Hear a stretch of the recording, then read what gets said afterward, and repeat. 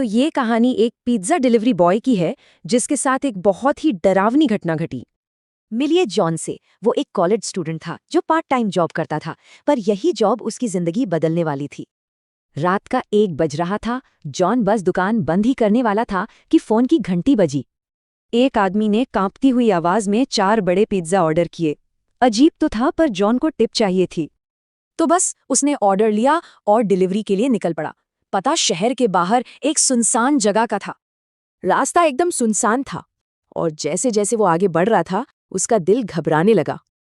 आसपास एक भी स्ट्रीट लाइट नहीं थी, सिर्फ कच्ची सड़क, पेड़ और परछाइयां। हर तरफ सिर्फ घना अंधेरा था। आखिरकार वो उस पते पर पहुंचा जो जंगल के अंदर था। घर बहुत ही पुराना और अजीब था। लाइटें बंद थीं, लग रहा था जैसे कोई रहता ही नहीं। जॉन डर गया।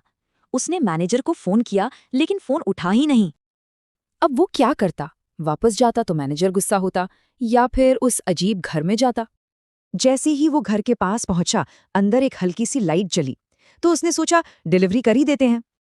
उसने घंटी बजाई, पर दरवाजा किसी ने नहीं खोला। और फिर दरवाजा अपने आप खुल गया। हिम्मत करके वो अंदर गया। हॉल पूरा खाली था। उसने आवाज लगाई, पर कोई जवाब नहीं आया। तभी एक बिल्ली सोफे के नीचे से निकली और एक अंधेरे कमरे में भाग गई। और उसी पल उस कमरे की लाइटें जल गईं। जॉन को लगा कोई मजाक कर रहा है, तो वो कमरे में चला गया।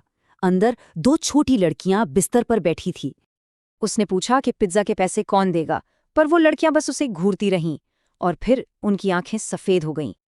और फिर उनकी खामोशी एक अजीब डरावनी हंसी में बदल गई। दोनों ने उसके पीछे दरवाजे की तरफ इशारा किया।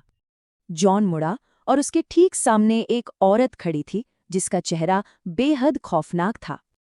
जॉन ने पिज्जा वहीं फेंका और भागा।